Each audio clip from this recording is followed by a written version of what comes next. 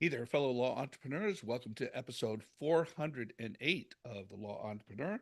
I'm your co host, Neil Tyra, along with my friend Sam Mollaei. And today we're going to bring you information packed, value packed uh, episode on the 7 hiring mistakes that most lawyers make. And I know I've made several of these. I've seen more made than I care to admit by others, and we're going to help you hopefully avoid repeating the mistakes that others have made. Totally. And it is action packed, Neil, because whenever we're in business and we have to deal with people, usually the people is the hardest part of every business. And the insights I will be sharing with you today will be really insightful and helping you with one of the most important aspects of your business, which is the people on your team, hiring and make sure they have your dream team around you to be able to help you run your dream law firm. All right, Neil, let's not waste any time. Let's start with number one. Jump right Something that I in. feel super heated about is hiring talkers instead of doers. Hiring talkers instead of doers. I feel very heated about this because in the past couple of years, I fell for this trap. I've hired people that didn't realize that there were more talkers than doers. And then little by little, getting a little clues. Hey, stuff is not getting done. But what they're saying doesn't really match the results that we're supposed to be expecting. And I realized the commonality between those types of people was that there were more talkers and doers. There's nothing wrong with if you're a talker, but if you're a talker, you need to be in a role that is a talker role. But there's also roles that requires stuff to get done. For that, you need to have doers in those roles. So um, let's talk about this. Let's go a little deep.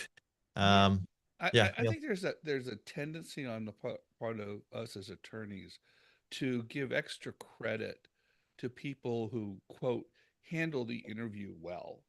You know, that they are seem to be good on their feet. They seem to be conversational. They have give a good rapport, and that's has its value, but that's not always the sole reason for bringing somebody on board as a member of your team. As you said, you need folks who can get stuff done, not just simply talk about getting it done. Yeah, and I throughout the last 6 to 12 months, I kind of started picking up on the clues and the signs of the talkers. So let me share this with you. Number one, first sign of talkers is making too many promises of things that they're gonna do. Once they kind of got clarity of what they're gonna do, it's like, oh, I'm gonna do this too. I'm also gonna do this. I'm also gonna do this.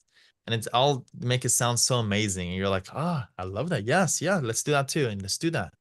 And then you check back in 2 weeks, 3 weeks, for a couple of weeks, like, where'd it go? Oh, yeah, no, I'm working on this thingy. And it's a repetitive cycle of things that I'm gonna do, but that never really got followed through or completed. Sure, maybe they may have started it, but unfortunately, it was never completed and it didn't lead to anywhere. The second sign is talking about what they've done in the past, bringing up those experiences. Yeah, I worked at this company and did this for them and I did this for them and all this stuff. But in reality, what you've done in the past is not a good indication of what you'll do in the future. And also there's probably dynamics that contributed to those factors to that success. And maybe it was because of someone else you got these results. And you just not get the credit for it. So now you're able to, for the rest of your life, kind of convince yourself that you're the one that delivered that result when ultimately it really wasn't. And number three is people that have longer meetings. I found that people that are talkers, usually the meetings are, if it's 30 minutes, it will go the full 30 minutes. But the people that are doers, usually it's much shorter meetings. And it's usually the interaction is usually them saying something, I say something, and they clarify it. And most I clarify it, and that's it. There's no more going outside of that realm. It's just like just getting clear on it. And it's like, got it. And then they come back a day or two later to give you the report of what they've done. So if you find yourself in these longer meetings and you got to fully explain and this and that, and again, go through all the angles and what if about this, what if about that, that's on you to figure those things out. I'm just trying to give you the clarity when it's to get done, what the end result is. You got to sort out through the middle stuff. So be cognizant again of those things. The way that I kind of think about it is making promises is like talking about stuff in the future, and second one talking about the stuff that they've done in the past, and then now the time, your present time, is also elongated. So kind of be cognizant of these kind of changing the tense of the times and not having clarity of when it's to get done now, and then kind of self-reporting when when that work has been done. Yeah, and I think people are going to out there in the audience are going to be saying, well, then how do I know that I'm hiring the right person? I mean, I've got to go through some of this to kind of vet them to see if they're going to be able to handle the tasks that I'm looking to to address. I think our subsequent points are going to bring some clarity to that, because I think we oftentimes want to be so certain that this person is the right fit for the job that we end up sabotaging ourselves. And so, as we're going to talk about some of these other points, I think that um, will kind of will resolve itself as we address these other issues. Great point, Neil. I agree. It's kind of the way that I see it. It's nothing's ever fully clear. If it was, then these mistakes wouldn't happen. You got to take a little bit of clues and just try to add them up. And even then, even if you do that, you are still, gonna fall for some of these mistakes, and it's okay. Yeah, It's kind of like poker. You take your best guess, you make the best, assumption, and then the more you can consistently do that over time, the better poker player you will be. But you're never going to be spot on at every single hand when it comes to poker. indeed. Number two is not hiring enough. This Not is hiring so enough. important. Neil, you want to talk about this one? Yeah. So attorneys oftentimes, we make the decision to hire based on how overworked we and our staff are. You know, we like, I'm not going to hire, somebody to fill this role or fill this responsibility, until I have a certainty that everybody's at their max, and where we there's no other choice but to bring somebody else in to relieve this pressure. And that's exactly the wrong approach. You have advocated for a long time, Sam. Hire early. Okay, hire before you think you have the need. You have a strategic view of what you're looking for, but you're going to get far more value out of hiring somebody earlier, because think about it. The rest of your staff recognizes that you have that vision to know that the workload is going to demand that somebody address this issue 6 months down the road. We don't want to wait till 6 months after the issue is presented. We want to address it 6 months before it hits the fan, so to speak. So when you do that, your existing staff looks to you and says, "Well, this guy or this gal, they get it. They want to make sure that everybody's working at the most efficient level possible." Then on top of that, you know, you need time to be able to, as we're going to talk about later, uh, to define the role and to do the onboarding process. If you wait until the hiring is mandated by the fact that you're completely overworked, you're not going to have time to do the things that are going to make the hire successful. So not hiring enough is I can't speak more passionately about how that is an absolute necessity. Yeah, and you brought up that rule that I always try to have with hiring, which is practically hire to where you want to be in 6 months. So ask yourself, where do I want to be in 6 months? And then hire now based on where you want to be. And I had to learn this kind of concept myself from my mentor. um, proactively hiring ahead of time, because it will take some time, first of all, to find that person. Maybe you do have to go through a couple of those hires, maybe a couple of the talkers and doers, couple of the talkers or people who are not, perfect for that role. And then it will take them also some time for them to get good at their role. So by the time you actually have that need, it will take usually 3 to 6 months. So kind of proactively hire. The other kind of the issue that I see is a lot of people have money concerns with this. I can't afford it kind of attitude. But I think there's a limiting belief when people hear about $100,000 salary, people freak out because people think like $100,000, I can't afford $100,000. Well, you're not paying for $100,000 upfront, flat rate of when you hire somebody. You're hiring somebody to help you get return on your investment. That leads to hiring, which we'll talk about shortly, for an initial period to see if they have the ROI. If they have an ROI during that time, then at that point it's just about whether is this worth it or not. It's not necessarily, you're not making a complete, like, just straight up monetary $100,000 decision.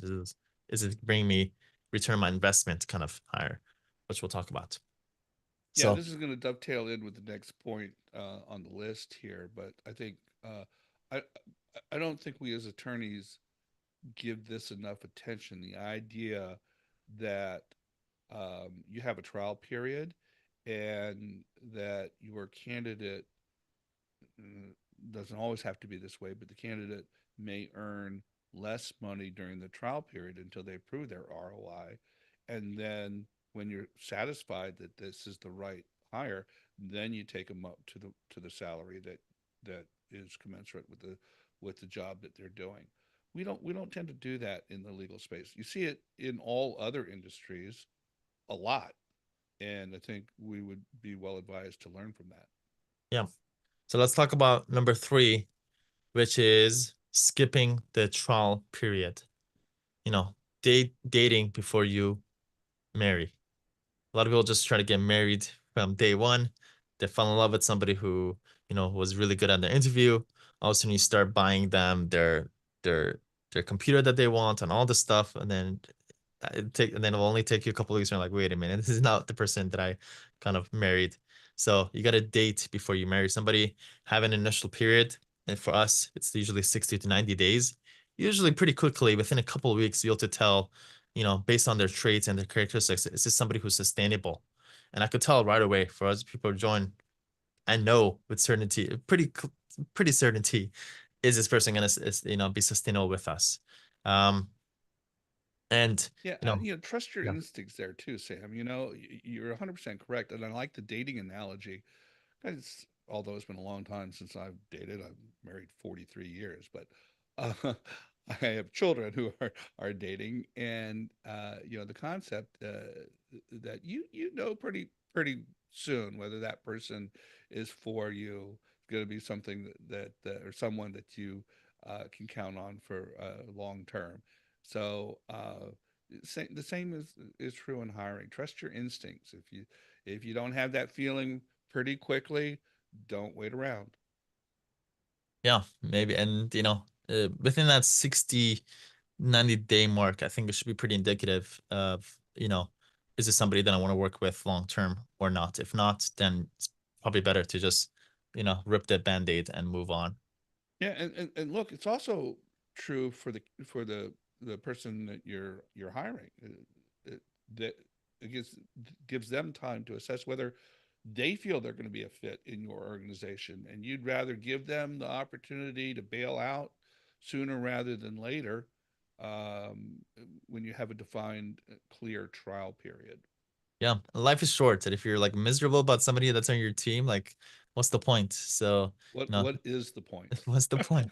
You got to That is enjoy who you work with, else it's that is kind of so miserable. true. I mean, I can't tell you how many attorneys I've heard, bitch and moan about people they have on their staff, and I'm like, well, aren't you the boss? I don't Move get it. on. Just move on. Yeah. People have a hard time moving on. Number four is failing to define the role clearly.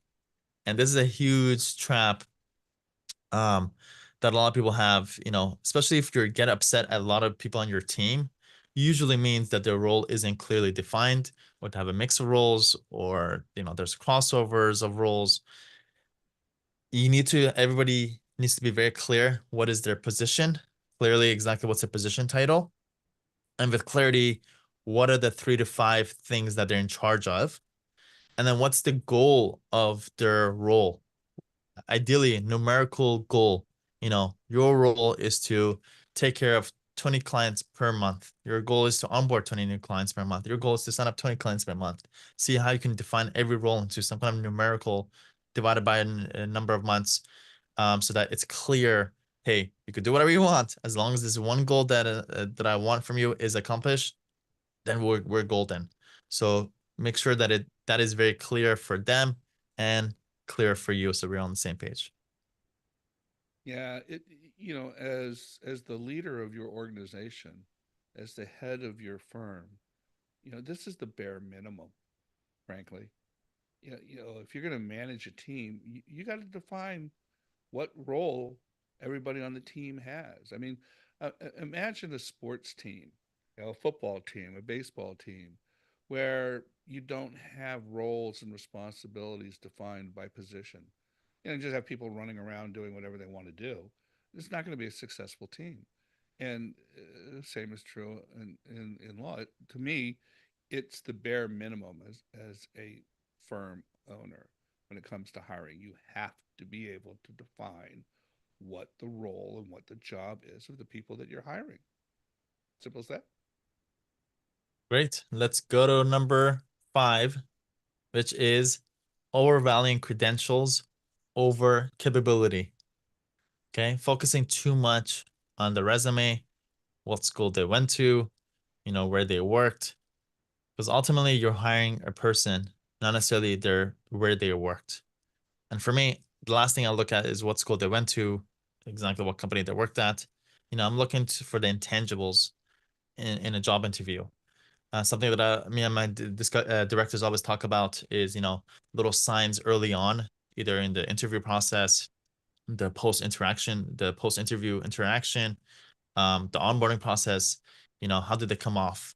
Some things that I look for in a job interview is their setting. What does their behind them look like? If it's messy, major cause for concerns. If they're not in the right kind of put together, they don't take care of themselves, concerns. If you don't have a good handle on yourself and your surroundings, or your own surroundings, then it's kind of signs.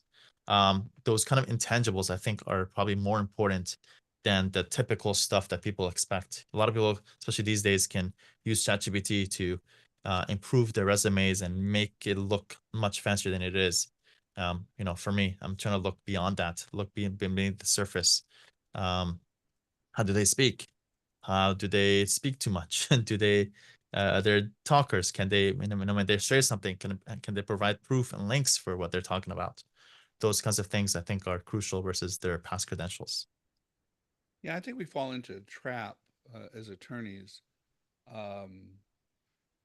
if we're hiring attorneys, okay, looking at those credentials and overemphasizing those credentials versus what type of team player that attorney may be on your team. For non-attorney positions, I think we've all seen folks who are book smart versus street smart. And many times I want that street smart individual over the book smart individual because they're the doers, you know, not the talkers. Love that. Love that, Neil. That's a really good point. All right, number 6 is neglecting onboarding and training. Hiring somebody, give them some stuff maybe, and they're like, go. I'm like, what? You got to put yourself in their shoes. The first 30 days are really crucial for people that are joining an existing system that's already running. It's kind of like a locomotive, and somebody just gets dropped in the middle, and they got to figure things out. Things are very unclear. What's going on? Who's who? What am I doing? What am I supposed to be doing? What are my priorities? And you gotta um, help them provide that clarity about, these are the tools that we use. These are the things that you should be doing. These are should be what your first 30, 60, 90-day priorities should be. And these are the people that you're probably going to be working with. You need to provide that to them um, in a written format. If you can explain to them, even better. And then also pair them up with ideally with somebody on your team who can get them up to speed, and somebody that they could tap into throughout the day for them to get them up to speed so they could pick things up quickly and have clarity about what their main priorities are. I think this is the biggest failure of law firm owners in the hiring process. I really do. And it borders, in my opinion, on professional, uh,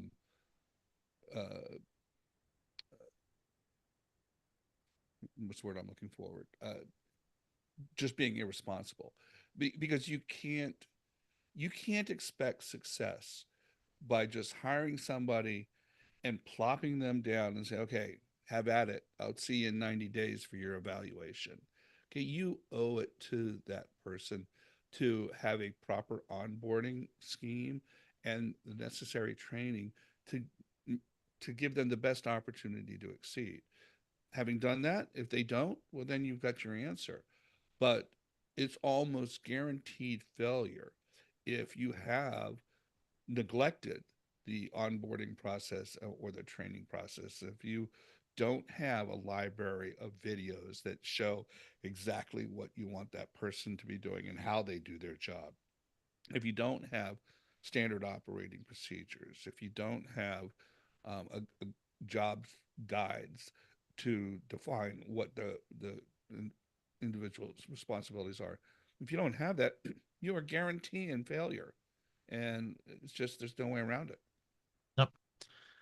Number 7 is not considering remote candidates, kind of limiting yourself to just people that you hire in-house.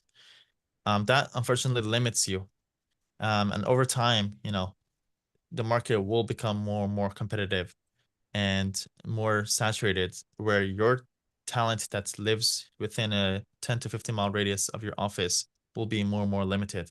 So you really have to proactively think outside of that talent pool, look to hire people from either across the US or even across the world. Um, and once you do that, you'll see that you'll find more, even better, more dedicated, higher value kind of people once you tap into this bigger talent pool that is the entire world.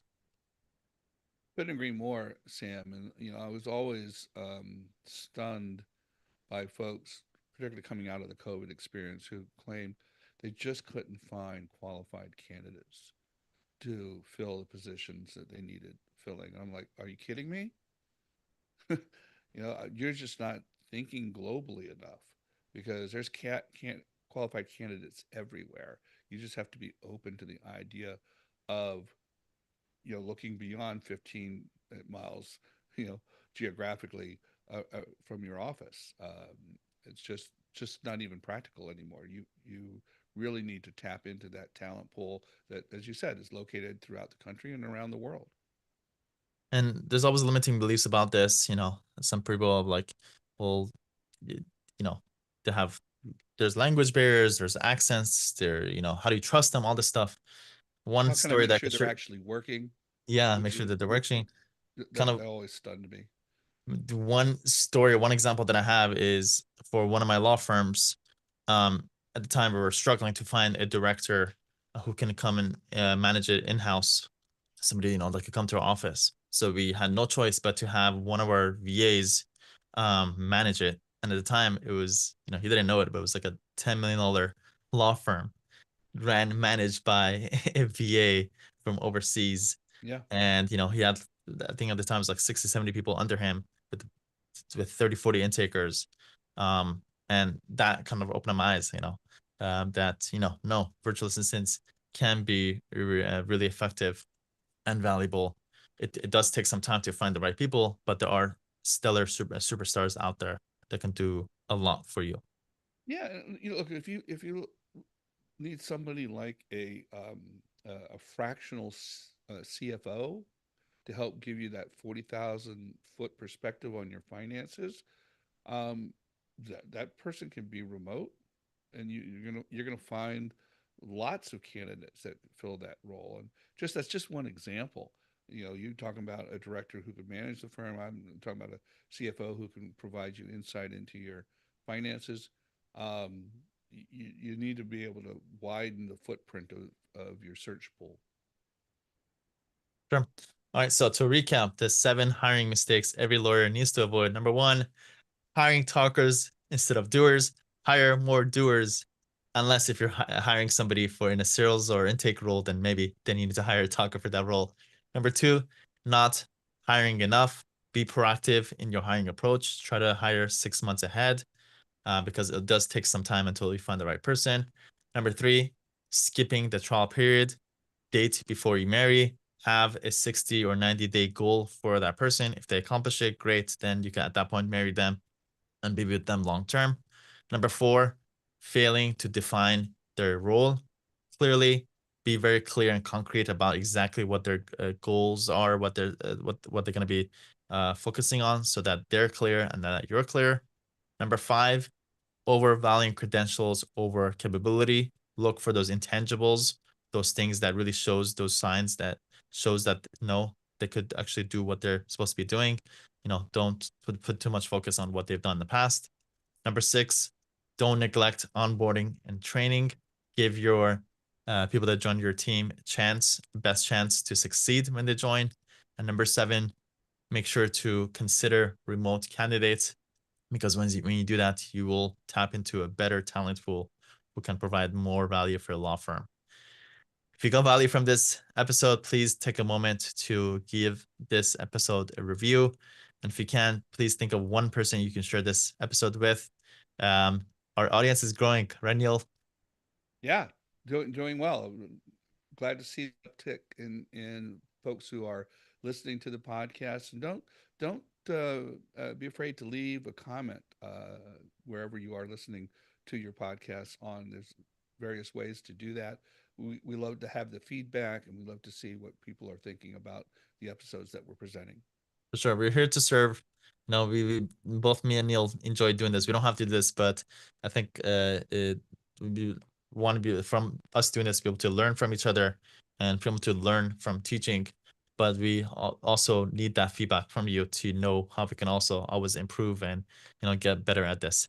So we appreciate you contributing to that success and that growth. We appreciate you. We have a bunch of episodes that are high value that are coming, so make sure to just tune in every week. When we have switched to the weekly episodes that are being posted every single Friday, so be on the lookout for those. I hope we were a good part of your weekend. And yeah, thank you so much for listening in, and we'll see you on the next episode.